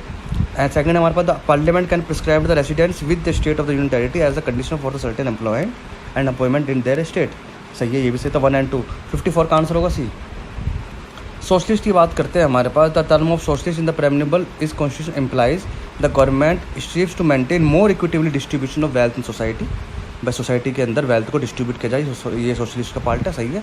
Government should regulate and facilitate the equitable ownership of the factor of production of achieve the desired social economical object. Social economical object के को desire को achieve करने के लिए उसके रेगुलेट करना पड़ता है, फैसिलिटेट को एंड इक्विटेबल रिलेशनशिप फैक्टर्स को, सही है। तो 1 and 2 आंसर हो गया इसका आंसर। 55 का आंसर सही होगा बच्चों। तो 56 आंसर क्वेश्चन बहुत ही ज़्यादा कॉमन घिसा पिटा क्वेश्चन है। The boundary commission headed by the Radcliffe हमारे पास किसकी देश की बाउंड्री के बीच में था, तो बता दो ज़रा। इसका आंसर है, इसका बी आंसर होगा, boundaries between the two dominant state of India and Pakistan. India और पाकिस्तान के बीच की जो लाइन है उसे रेडक्लिफ कहते हैं, याद कर लो। Consider the following statement, the fundamental rights are guaranteed by the constitution the all citizen without any discrimination. बिल्कुल सही है। The fundamental rights are mean to promoting the ideas of political democracy, भी सही है। 1 and 2 आंसर। 57 का answer सी हो गया। 52 चलते, consider the following statement the features of the fundamental right. Fundamental right के फीचर्स में कौन कौन से हैं? They are not absolute but qualified, ये भी सही है। एब्सोल्यूट तो होते नहीं है, इमरजेंसी के दौरान हमारे फंडामेंटल राइट सस्पेंड हो जाते हैं 20 और 21 को छोड़ के। दे आर जस्टिसेबल, ये भी सही है। तो फर्स्ट गलत हो गया। सेकंड है जस्टिसेबल है, ये सही है। Allow the person to move the court for the enforcement, ये भी सही है। डीपीएसपी के लिए नहीं जा सकता, ठीक है। तो सेकंड हमारा सही है। They are permanent in nature, ये गलत है। तो आंसर कितना हुआ? बी हुआ ना सिर्फ इसका आंसर। नोट हाँ, तो सॉरी 1 भी हुआ 2 भी हुआ एंड नोट एब्सोल्यूट है ना, ये सही तो है। नोट एब्सोल्यूट मतलब हमेशा नहीं रहता, तो वही तो बता रहा हूँ मैं आपको, इमरजेंसी के दौरान ही सब सस्पेंड हो जाता है 20 से 21 को छोड़ के। तो फर्स्ट भी सही, सेकंड से आंसर बच्चा 58 का आंसर होगा ए, ठीक है। तो 58 का आंसर कितना हो गया बच्चों? ये आंसर होगा। चलो अब चलते हैं 50 पे चलते हैं, 59 पे चलते हैं। The state is empowered to make any provision to advancement of any social and economical backward classes. DPSP का पार्ट है, शायद आर्टिकल नंबर 45 है, ठीक है। तो ये सही है हमारे पास। Untouchability has been defined in constitution in the art, ये नहीं, ये अनटचेबिलिटी कोई डिफाइन नहीं है, बस ये है कि अनटचेबिलिटी नहीं होनी चाहिए, आर्टिकल नंबर 17। तो फर्स्ट हमारा सही, सेकंड हमारा गलत है। 59 का आंसर होगा ए। 60 पे चलते हैं। The term of state is under the 12 include से बहुत अच्छा क्वेश्चन है कि स्टेट किसे कहते हैं। स्टेट हम उसे कहते हैं गवर्नमेंट के अंडर जो भी संस्था काम कर रही है उसे हम स्टेट कहते हैं, पहली बात तो। दूसरी बात, वो जो किसी लोगों के बीच में काम करती है, जो लोगों को हेल्प कर रही है, ठीक है। तो पहला पढ़ते हैं, government and the parliaments of the India, ये सही है। म्यूनसिपालिटी पंचायत, ये भी सही है। Any agencies working as a instrument of the state, कोई हम अपना काम कर रहे हैं, वो भी हमारे पास हो सकता है। जैसे अच्छा, अब आप अगर देखो तो गवर्नमेंट भी है, पार्लियामेंट ऑफ इंडिया, वो लेजिस्लेटिव ऑर्गन है यूनियन का, गवर्नमेंट का, तो ये काम कर सकते हैं। यही सिंपल, यही दोनों हमारे अगर स्टेट के होते, स्टेट के लेजिस्लेटिव और एग्जीक्यूटिव, ये भी एग्जीक्यूटिव और एग्जीक्यूटिव। स्टेट क्यों, सेंटर क्यों, ये स्टेट है, ठीक है। ऑल लोकल अथॉरिटीज़, म्यूनसिपालिटीज़ हो, पंचायत हो या डिस्ट्रिक्ट बोर्ड हो, ठीक है। ऑल ऐसी अथॉरिटीज़ जो स्टैट्यूटरी है या नॉन स्टैट्यूटरी, जैसे LIC है, ONGC है, सेल है, ये भी होगा, ठीक है। तो इसीलिए हम क्या कहते हैं यहाँ पर, तो ये हमारे पास आंसर क्या होगा बच्चों? इसका आंसर हो गया हमारे पास डी, इस हिसाब से देखा जाए तो, ठीक है। State has been defined in the wider sense, so it is include the all agencies, हर एजेंसी इसके अंदर आती है। It is action of this agencies that be challenge in court as violating the fundamental rights. वो agency, अगर उस agency में लोग काम कर रहे हैं और वहाँ पर फंडामेंटल राइट्स, भाई जैसे कोई मेरे यहाँ कोई काम कर रहा है और मेरे यहाँ पर मैं उसको सैलरी नहीं दे रहा या फिर मैं उसको ज़्यादा काम करवा रहा हूँ, तो ये जो चीज़ है, मैं फंडामेंटल राइट्स को वॉलेट कर रहा हूँ, तो कोर्ट जा सकता है। तो उस संस्था को हम बोलेंगे स्टेट, ठीक है। इसीलिए कोई भी एजेंसी, कोई आदमी पर्सनल एजेंसी पे काम कर रहा है या अपना कोई काम कर रहा है, वो भी एक तरह का स्टेट के अंदर में आती है, under the article number 12। Thank you for the watching. तो इस हिसाब से आंसर बच्चों 60 का आंसर हुआ 1 2 3। Thank you. 60 question, this is question number 61। Consider the following statement, the Mughal league boycott meeting of constitution assembly, बिल्कुल सही है। कॉन्स्टिट्यूशन असेंबली को ये बाइकआउट कर दिया था मुस्लिम लीग ने, ठीक है। फर्स्ट हमारे पास सही है। Working of the constitution assembly was started after Indian independence, गलत है। इंडियन इंडिपेंडेंस हमारा 1947 में हुआ है, जबकि कॉन्स्टिट्यूशन असेंबली बनी है हमारी 1946 के अंदर, और जब से काम करना शुरू कर दिया था। तो सेकंड हमारा गलत हो गया। Constitution assembly was a fully sovereign body which is the could frame any constitution it is please, ये बिल्कुल सही है। ये जो कॉन्स्टिट्यूशन असेंबली जो हमारी बनी थी फुल्ली सॉवरन, ये ऑब्जेक्टिव रिजोल्यूशन जो लिया गया था नेहरू ने 11 दिसंबर को, उसके बेस से बनी थी। तो 1 and 3 सही होंगे, फर्स्ट सेकंड गलत होगा बच्चों उसका आंसर। तो आंसर बच्चों उसका होगा ए। आप चलते हैं क्वेश्चन नंबर 62 पे। Consider the following statement, right to strike is a fundamental right, गलत है, स्ट्राइक का कोई रूल हमारे पास नहीं है। आर्टिकल नंबर जो 19 है उसके अंदर इस तरह का नहीं है 6 में से। Right to the freedom of movement entire every citizen to move freely throughout the territory of country without any restriction, गलत है। देखो आप जा तो सकते हो, घूम तो सकते हो, पर लेकिन शेड्यूल्ड जो एरिया है, असम है, मणिपुर है, मिजोरम है, वहाँ पर जहाँ प्रॉब्लम चली, जो डिस्टर्ब एरिया है, वहाँ पर आप नहीं घूम सकते पूरी तरह से। You have to take permission of the local administration. तो सेकंड हमारा हुआ गलत। थर्ड पे आते हैं, all citizen are given the right to the practice any professional to carry any occupation trade and businesses. ये सही है कि आप पूरी इंडिया के अंदर कहीं भी आप बिजनेस कर सकते हो, रह सकते हो, घूम सकते हो, कोई दिक्कत नहीं है, पर लेकिन हर जगह नहीं। सही है ना। तो फर्स्ट एंड सेकंड गलत हो गया, आंसर थर्ड हुआ। 62 का आंसर है ओनली थर्ड। क्वेश्चन नंबर चलते हैं 63 पर। Consider the following statement. 44 constitution amendment interacted the 3 word socialist, secular and integrity to preamble. देखो सोशलिस्ट, सेक्युलर और इंटीग्रिटी, जिसे हम सिस कहते हैं, SIS, ये जो इंट्रोड्यूस हुआ था 42 अमेंडमेंट के थ्रू हुआ था, जिसे हम मिनी कॉन्स्टिट्यूशन कहते हैं, 1976। ठीक है। और 44 अमेंडमेंट है 1978। तो फर्स्ट तो गलत हुआ, यहाँ 44 से 42 आना चाहिए। सेकंड है हमारे पास, to the constitution assembly is based on the objective resolution, बिल्कुल सही है। जो हमारा बना हुआ है हमारे पास, ये कॉन्स्टिट्यूशनल जो बना हुआ है हमारा, ये ऑब्जेक्टिव रिजोल्यूशन की बेस से बना हुआ है। तो 63 का आंसर हुआ ओनली 2। ठीक है, फर्स्ट गलत हुआ। 64 पे आते हो। Consider the following statement, a right is only possible when one can make a claim that equal possible for other, ये सही है। Right only not only indicate what the state must do, they also suggest what the state must refrain to for doing, सही है। Fundamental right से एक तो यही भी दिखाता है कि क्या करना चाहिए। दूसरी बात ये भी तो है कि ऐसा तो नहीं है कि गवर्नमेंट की अपनी कुछ ही मर्जी हो जाए, क्योंकि फंडामेंटल राइट्स उनकी पावर को डिस्ट्रिक्ट कर देता है। किसकी पावर को? गवर्नमेंट की पावर को। ठीक है, तो इसीलिए फंडामेंटल जो राइट्स हैं। दूसरी बात ये भी है कि फंडामेंटल राइट्स कभी एब्सोल्यूट भी नहीं है भाई। ऐसा तो है नहीं कि फंडामेंटल राइट्स हमेशा होंगे। जब नेशनल इमरजेंसी होती है तो सारे फंडामेंटल राइट्स हट जाते हैं, 20 और 21 को छोड़ के। और दूसरी बात क्या, ये पहली बात तो ये हुई कि फंडामेंटल राइट्स एब्सोल्यूट नहीं है सिटीजन्स के लिए। दूसरी बात ये है कि ना, फंडामेंटल राइट्स गवर्नमेंट के ऊपर रिस्ट्रिक्शन लगाता है काम के ऊपर। ठीक है, अब वो ऐसा नहीं है कि कहीं भी बंद कर दिया, कुछ भी कर दिया, ऐसा नहीं है। तो यही बोल रहा है वो सेकंड के अंदर। ठीक है, तो 64 का आंसर बच्चों 1 और 2 होंगे, बोथ 1 और 2 आंसर होगा इसका। नाउ क्वेश्चन नंबर 65 पे चलते हैं। Right to equality in the instant question does not. Right to equality के अंदर क्या नहीं आता इनमें से? Equal access of to shop and bathing ghats and hotels to the citizen, ये सब आता है। एबोलिशन ऑफ टाइटल्स आता है। Prohibition discrimination the ground of the religion, ये भी आता है। Right to the accused and convict, ये नहीं हमने कभी सुना। कभी सुना है आपने? नहीं सुना ना, तो बस ये नहीं आता। तो 65 का आंसर बच्चों डी हो गया। क्वेश्चन नंबर 66 पे चलते हैं। आर्टिकल नंबर 22 से रिलेटेड है। Article number 22 confirms that the following rights for the person who is arrest and detained, जिसे आदमी को हमने अरेस्ट करा हो, उसके लिए क्या क्या राइट्स हैं। 22 क्या कहता है? Right to the consult and defend by the legal practitioner, बिल्कुल सही है, अपना लॉ कर सकता है, वो लॉयर कर सकता है। Right to the produce before the magistrate within the 24 hour excluding the journey time, वो ये कह रहा है कि अगर किसी आदमी को पकड़ा है तो उसे 24 घंटे के अंदर मजिस्ट्रेट के सामने पेश करना पड़ता है। और right to inform of the ground of the arrest, और ये बताना पड़ता है कि आपने अरेस्ट क्यों करा है। तो 1, 2, 3 तीनों सही है। 66 का आंसर 1, 2, 3 तीनों होंगे। ये आर्टिकल नंबर 22 के पार्ट हैं। जब आदमी किसी को अरेस्ट करती है पुलिस, तो उससे क्या क्या राइट्स हैं। ठीक है, इसे कहते हैं डिटेंशन। तो 1, 2, 3 तीनों आंसर हो गए बच्चों। उसका 66 का आंसर होगा डी। क्वेश्चन नंबर 62 पे चलते हैं। Which of the following state regarding marital law. देखो मैरिटल लॉज किसे कहते हैं? मैरिटल लॉज कहते हैं जो जैसे असम में लगा हुआ है, मणिपुरी में लगा हुआ है, डिस्टर्ब एरिया के अंदर लगा हुआ है, वहाँ पे जैसे आर्म्ड लॉ होता है उसे कहते हैं। ठीक है, तो वो हमारे नॉर्मल लॉ से अलग होता है। पर मैरिटल लॉ में क्या होता है कि वहाँ पे ज़्यादा सख्ताई होती है और वहाँ पे गवर्नमेंट के रूल्स फॉलो नहीं होते, है ना।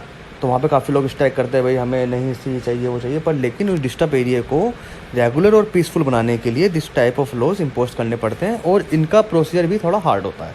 ठीक है, इनको आसानी से पास नहीं करते, उसको प्रेसिडेंट या पार्लियामेंट से दोनों को मंजूरी चाहिए होती है। फर्स्ट है it affect only fundamental rights, सही है। It has no specific provision in the constitution, ये भी सही है। तीसरी बात, it is imposed in the whole country. It impose whole country, नहीं, ये गलत है। इसका हर कंट्री पे लगाते हैं, मैंने क्या बताया, कहीं डिस्टर्ब एरिया में लगाते हैं। तो फर्स्ट एंड सेकंड थर्ड हुआ, थर्ड आंसर गलत हुआ। मैरिटल लॉ के अंदर 1 एंड सेकंड सही हुआ, थर्ड हमारा गलत हुआ। तो आंसर हुआ the following statement regarding the DPSP DPSP हमारे पास कौन सा आर्टिकल नंबर 4 में आता है पहली बात, और आपको 37 से लेके 52 तक याद करने हैं। पहला पढ़ते हैं, DPSP directive principle resemble the instrument of the instruction enumerated in the government of India act 1935। 1935 के अंदर कुछ इंस्ट्रूमेंट दिए गए थे, पार्ट दिए गए थे कि ये DPSP होने चाहिए, मतलब state should be follow it for the interest of the citizen of the state, कि भाई फॉलो होने चाहिए ताकि लोगों को परेशानी का महसूस ना हो, फील ना हो। इसे कहते हैं इंस्ट्रूमेंट ऑफ इंस्ट्रक्शन। तो सही है हमारे पास फर्स्ट। हमारे पास directive principle helps in the court in examining the determination the constitution validity of the law. ये भी सही है कि भाई ये कोर्ट में हेल्प करते हैं किस चीज़ के ऊपर डिसीजन लेने के लिए। They aim to the resulting the high ideas of the liberty justice liberty and equality and fraternity as outline of the preamble to the constitution. ये भी सही है हमारे पास, ठीक है। तो फर्स्ट सेकंड थर्ड तीनों आंसर हो गए बच्चों उसके, डी आंसर होगा। क्वेश्चन नंबर 69 पे चलते हैं। Which of the following is the socialist principle of directive principle of the state policy. इनमें से सोशलिस्ट प्रिंसिपल कौन सा है? फर्स्ट है हमारे पास to make provision for just and human condition for the work and maternity relief. ये भी ये सही है, ये हमारा सोशलिस्ट प्रिंसिपल है। To consumption of intoxicants part in the अच्छा टू द हेल्थ। देखो इंटॉक्सिनेंट जो है इसके ऊपर रोक लगाना ये गांधीयन प्रिंसिपल का पार्ट है, ना कि सोशलिस्ट का पार्ट है। इसे सेकंड हमारा गलत होगा। थर्ड हमारे पास to raise the level of the nutrition and standard of the living of the people and promote the public health, ये सोशलिस्ट का पार्ट है। तो फर्स्ट एंड थर्ड हो गया। फोर्थ पढ़ते हैं, give the childhood care and education for all children until they complete the age of. ये liberal है, ये तीन पार्ट में डिवाइड है। एक हमारे पास DPSP, एक हमारा सोशलिस्ट है, एक हमारे गांधीयन से, एक लिबरल है। तो उसके बेस पे अलग अलग कर रहे हैं। तो इसका आंसर हो बच्चों 1 और 3। तो 69 का आंसर हो 1 और 3। आगे बढ़ते हैं क्वेश्चन नंबर 70 पे चलते हैं। Which of the following DPSP is included 42 amendment. 42 amendment से DPSP के अंदर क्या क्या ऐड करा गया था? Equal justice and free legal aid to the poor करा गया था। Improve the environment and safeguard forest and wildlife, ये भी करा गया था। Monuments and place and object of district and holistic interest and declare to be the national importance, ये भी किया गया था। बच्चों 1 और 3 तीनों आंसर हो गए इसके, 1 और 2 और 3, ठीक है। 70 का आंसर डी होगा। 70 में चलते हैं। Which of this ideas values can found in the DPSP। DPSP में इनमें से कौन सा DPSP फंडामेंटल ड्यूटीज़ में कौन सा ऐसी पार्ट दोनों मिलता है? पहला हमारे पास कंजर्वेशन ऑफ एनवायरनमेंट है, क्योंकि ये अभी मैंने ऊपर बताया आपको 42 अमेंडमेंट से ऐड किया गया था 39A के अंदर। और कंजर्वेशन ऑफ मूवमेंट्स एनवायरनमेंट ये हमारा फंडामेंटल ड्यूटीज़ भी है। फर्स्ट हमारा सही हुआ। Harmony and spirit of the fertility, देखो harmony and spirit of fertility को प्रमोट करना ये फंडामेंटल ड्यूटीज़ का पार्ट है, DPSP का पार्ट नहीं है। Upholding noble ideas and inspired the national struggle for the freedoms, ये भी हमारा फंडामेंटल ड्यूटीज़ है, DPSP का पार्ट नहीं है। तो बच्चों उसका आंसर हुआ ओनली 1। 71 का आंसर हुआ ओनली 1, ठीक है।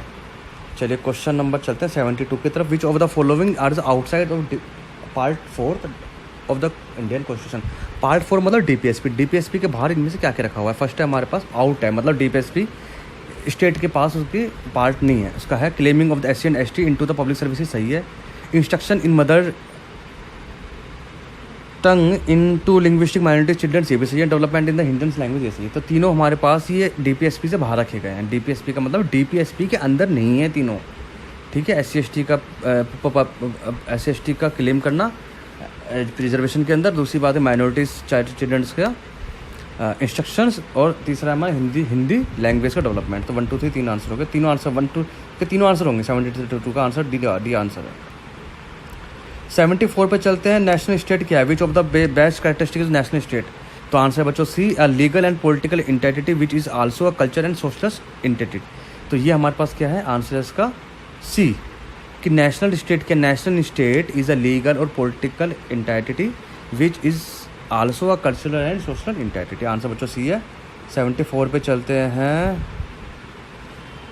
Consider the following statement. Constitution amendment bill can be introduce in the minister only, गलत है। मिनिस्टर भी कर सकते हैं और दूसरे नॉर्मल आदमी भी कर सकता है। नॉर्मल आदमी का मतलब क्या? मेंबर ऑफ पार्लियामेंट, ठीक है। दूसरा हमारे पास if the bill seek to amend the federal provision of the constitution it must be ratified the legislation of half the state. Federal provision कह रहा है, फेडरल प्रोविजन अगर का होगा तो ये जरूरी है कि रेटिफाइड करा जाए legislature of the half of the states by the special majority. नहीं, ऐसा कुछ ज़रूरत नहीं है, ये डिपेंड करता है प्रेसिडेंट के ऊपर, है ना। और फेडरल प्रोविज़न के अंदर कुछ पार्ट पे, ये नहीं कि सबके ऊपर ही। तो थर्ड पे आते हैं। Amendment constitution can be initiated parliament only, ये सही है। अमेंडमेंट जो है पार्लियामेंट के अंदर चलता है, स्टेट लेजिस्लेचर के अंदर नहीं चलता। और इसको चलाने के लिए पहले हमें प्रेसिडेंट की रिकमेंडेशन की भी ज़रूरत नहीं होती। तो बच्चों आंसर का 70 का आंसर होगा डी, तो मतलब थर्ड आंसर हो गया, तो बी आंसर हो गया इसका। 73 का आंसर है बी। 75 पे चलते हैं। Which of the following is a component of the basic structures of the constitution. Basic structure constitution क्या होता है, जिनको हम चेंज नहीं कर सकते। केशवानंद भारती कैसे रिलेटेड है ये आंसर। फर्स्ट है secular character of the constitution, बिल्कुल सही है। जुडिशरी भी, ये भी सही है। रूल्स ऑफ द लॉ, ये भी सही है। Principal of the regional lands, ये भी सही है। ऑल आंसर होंगे। 75 का आंसर है ऑल। 76 हो गया, ठीक है। चलिए आगे बढ़ जाते हैं। चलिए 75 हो गया। Thank you for the watching 7 and we have discuss already 1 to 75 question. तो 76 क्वेश्चन चलते हैं। With reference to the oxytocin drugs consider the following statement. Oxytocin के ऊपर यूपीएससी ऑलरेडी पहले क्वेश्चन पूछ चुका है। 3 पॉइंट दिए हुए, देखते हैं क्या सही है क्या गलत है। पहला, it is included in the life saving in the national list of essential medicine, ये सही है। National list of essential medicine के अंदर इसको डाला गया है ऑक्सीटॉक्सिन के अंदर, क्योंकि ये क्या करता है, ये वुमेंस में काम करती है ज़्यादातर, ठीक है, लेबर पेन में। दूसरा हमारे पास है, it is prescribed for induction of labour in women, सही है, वही मैंने आपको बताया। फर्स्ट एंड सेकंड सही है। The health ministry had in April 2018 notified the ban on manufacturing of the drugs bye Karnataka authority antibodies pharmaceuticals limited, governing company नहीं, गलत है ये। देखो हेल्थ मिनिस्ट्री ने ये कहा था कि जो इम्पोर्ट हम करते हैं इसको ऑक्सीटॉक्सिन को, उसको थोड़ा कम करो, रिस्ट्रिक्शन लगाओ। और ये कहा था कि जो Karnataka antibody pharmaceutic limited company है ये बनाएगी, ना कि इसको बैन करा था। तो थर्ड हमारा गलत हो गया, फर्स्ट एंड सेकंड सही हो गया। तो 76 का आंसर बच्चों 1 and 2 है, ए ऑप्शन है। 77 पे चलते हैं। Robot in the space and country, ये रोबोट है, इसे बताना है आपको कि किस किस से रिलेटेड है। देखो पहला है फेडर, फेडर फ्रांस का नहीं है, फेडर रशिया का है, पहली बात तो ये गलत है। रोबोनाल्ड 2 कनाडा का नहीं है, नासा का है, ये गलत है। किरबो चाइना का नहीं, जापान का है। तो फर्स्ट सेकंड थर्ड तीनों के तीनों गलत है बच्चों। 77 का आंसर नहीं होगा। क्वेश्चन नंबर 78 पे चलो। ये क्वेश्चन ऑलरेडी पूछेगा, माइक्रो प्लास्टिक से क्वेश्चन ऑलरेडी यूपीएससी के अंदर पूछा जा चुका है।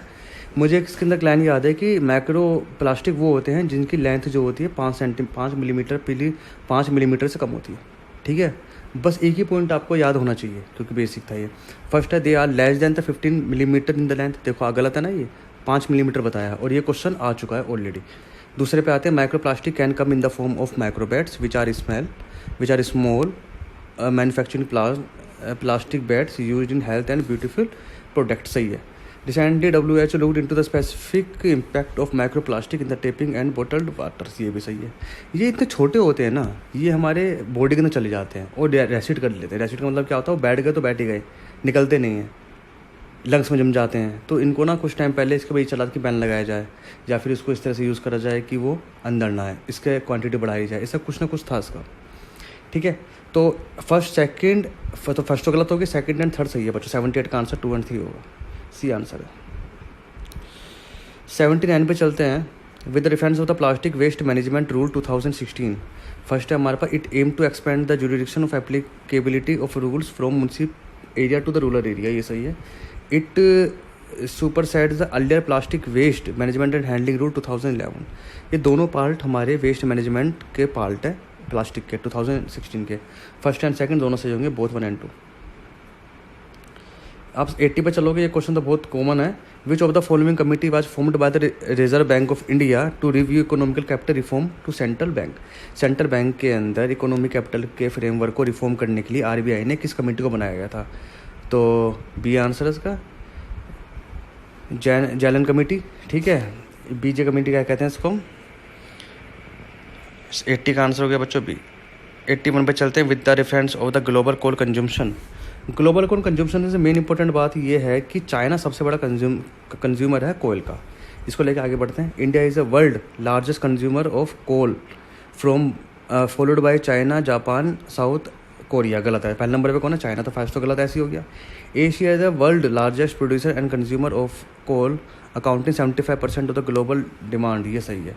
South East Asia was the only region in the India has the coal share of the power generation grew the last year, ये भी सही है। तो फर्स्ट तो गलत हो गया, सेकंड एंड थर्ड हमारा फैक्ट है, ये सही है आंसर। 81 हो गया। 82 पे चलते हैं बच्चों। एमसैंड के बारे में बात चल रही है। With reference to the M sand consider the following statement. Manufactured M sand का नाम क्या है, manufactured sand. It is subtitled of the river sand for concrete construction. ये भी सही है. It does not contain organic and soluble compound that affect the setting times and properties of cement. ये भी सही है. It is manufactured using the technology like high carbon steel hit rock and then rock on rock process. ये भी सही है. The size of the sand is less than 4.75 nanometre millimetre. First 2 3 4 सारे सही हैं. इसकी प्रॉपर्टीज़ हैं, आप इनको डायरेक्ट भी याद कर सकते हो. तो आंसर होगा 1 2 3 4.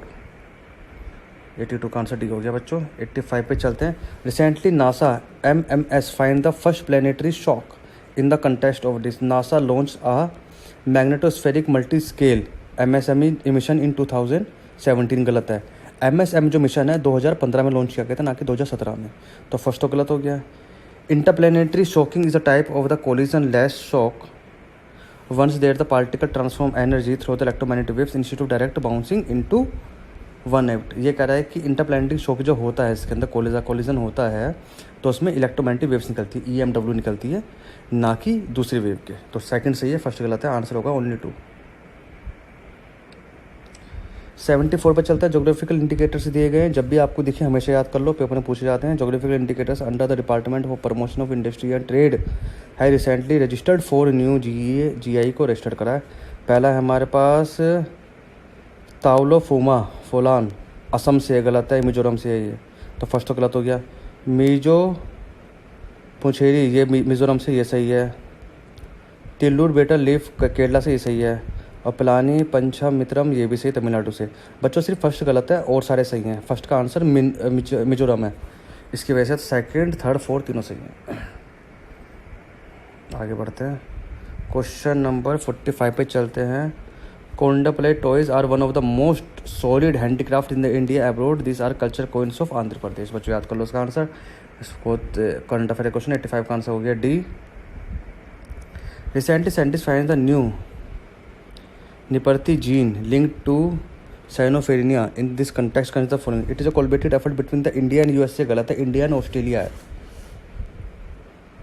निपर्ती जो है जीन लिंक्ड जो ये एक्सरसाइज है, ये इंडिया और ऑस्ट्रेलिया के बीच में.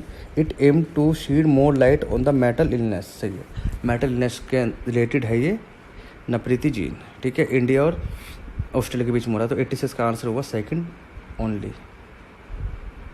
87 में चलते हैं. With reference of the marine and animal dugong consider the following statement. It is first जो डुगोंग है वो किस कैटेगरी में रखा गया है? वो हाई रिस्क कैटेगरी के अंदर है. तो पहला पढ़ते हैं. It is classified as a critical endangered. गलत है, मैंने क्या बताया, हाई रिस्क कैटेगरी के अंदर है, मतलब इंडेंजर्ड अभी नहीं हुआ है, उससे पहले की स्टेज में. सेकंड है they are large dependent on the sea grass और communities for the substances and thus restricted to the coastal habitat which support the grass root मेंट हाउस. ये सही है. तो सेकंड आंसर हुआ, फर्स्ट हमारा गलत हो गया. तो ओनली 2 होगा इसका आंसर. ये 2 ओनली भी कह सकते हो आप. 88 पे चलते हैं. उत्कर्ष 2020. ये तो बहुत सिंपल सा क्वेश्चन है, अभी न्यूज़ में चल रहा था. किससे रिलेटेड है? बैंकिंग सिस्टम से रिलेटेड है. तो 88 का answer D. With the reference of the water stress index. Water stress index से बात करते हैं. फर्स्ट है the sub international water stress index is formulated by the London based risk and analytic firm Verisk Maplecroft. ये सही answer है. The study से China is the tip of the iceberg for India. Water stress cities, ये भी सही है. It is listed India 55 highest risk country in the world. बच्चों 1 2 3 तीनों सही आंसर इफेक्ट है. नहीं, इसका थर्ड आंसर गलत है. तो 1 and 2 आंसर होगा इसका. थर्ड इसका आंसर में क्या है? हाँ 46 है. इंडिया का जो इंडेक्स है ना 46 है, ना कि 55 है. तो उसको याद करना पड़ेगा. तो बच्चों 89 का आंसर हो गया 1 and 2. चलिए 90 पे चलते हैं. With reference of the Sanchi stupa वही. It is related to the Buddhist. Sanchi is regarded the one of the first monastery stupa. ये भी सही है हमारे पास. Sanchi stupa is one of the Indian primary Buddhist sites and contain some of the oldest stone structures in the country. ये भी सही है. तो फर्स्ट सही, सेकंड सही. थर्ड हमारे पास क्या? Buddha had visit Sanchi twice. गलत है, बुद्धा कभी भी सांची नहीं गए थे. तो बच्चों 90 का आंसर हो गया 1 and 2. ऑप्शन है इसका B. Thank you for the watching. 1 to 90 question. This is question number 91 related to the NBS, nutrient-based subsidiary. With reference to the nutrient-based subsidy scheme, consider the following scheme statement first हमारे पास है NBS scheme for fertiliser was initiated in the year 2015, गलत है, ये 2010 में start किया गया था, पहला क्वेश्चन तो गलत ही हो गया। Under this scheme a fixed amount of subsidy decided on the annual basis is provided on each grade of subsidies phosphate and potassium fertiliser, ये सही है कि पहले से डिसाइडेड है इसके अंदर amount. In India urea is only control fertiliser and sold at statutory notification uniform pay scale price, ये सही है। तो बच्चों 2010 में स्टार्ट हुआ था, तो फर्स्ट नंबर गलत हो गया, आंसर होगा 2 और 3, इसका आंसर 91 का आंसर होगा बी। चलिए क्वेश्चन नंबर पे चलते हैं, इसके अंदर हम 92 पे with the reference of the Sankalp scheme. Sankalp scheme के बारे में, Sankalp scheme is outcome oriented orientation centred sponsored programme by ministry of skill development and entrepreneurship, सही है, MHDE। दिस प्रोजेक्ट, पहला क्वेश्चन सही है हमारा, this project is implemented support of the IMS international monetary fund से सपोर्ट नहीं होता, world bank support होता है, पहली बात तो, सेकंड तो गलत हो गया। थर्ड पे आ जाओ, it focus on the overall skill ecosystem covering both central and state agency, सही है। तो 1 और 3 आंसर हुआ बच्चों उसका, 92 का आंसर हुआ सी। क्वेश्चन नंबर 93 पे चलते, which of the following consumer right is introduce under the consumer protection bill 2019। First है right to file to complaint from anywhere, सही है। Right to seek compensation under the product liability, ये भी सही है। Right to protect consumer as the class, ये भी सही है। Right to seek a hearing through video conferencing, ये भी सही है। Right to know why the complaint are rejected, ये भी सही है। 1 2 3 4 5 सारे इसके अंदर हैं, और ये सारे पार्ट हमारा कंज्यूमर प्रोटेक्शन बिल में आया हुआ है। 93 का आंसर होगा बच्चों डी। क्वेश्चन नंबर 94 पर चलते हैं, द वर्जन ऑफ रोजगार समाचार। रोजगार समाचार किसने लॉन्च करा है? रोजगार समाचार लॉन्च करा है ministry of information and broadcasting. Important question, अच्छा क्वेश्चन। 95 पे चलते हैं, द शिलोंग डिक्लेरेशन किसके लिए? Shillong declaration recently in the news, it's related to the e governance और shall be held in the New Delhi के अंदर हुआ था। चलिए आगे बढ़ जाते हैं, इसको आगे बढ़ जाते हैं शिलोंग डिक्लेरेशन के बाद। 96 पे चलते हैं, in which of the following countries does Rooppur nuclear project कहाँ पर चल रहा है? रूपुर न्यूक्लियर प्रोजेक्ट चल रहा है हमारा बांग्लादेश के अंदर, ठीक है। 97 पे आ जाते हैं, with the defence of the defence planning committee से रिगार्डिंग चलते हैं, तो it is chaired by the ministry of defence, गलत है, ये चलता है नेशनल सिक्योरिटी एडवाइजर जो होता है NSA, उसके बेस पे चलता है, जो chairman by the NSA, not ministry of defence, first गलत हो गया। It mandated to prepare a draft national security strategy, ये सही है। तो आंसर हुआ इसका 2 ओनली बच्चों, सेकंड। 98 पे चलते हैं, recently the world largest solar park 2000 milli megawatt as a शक्ति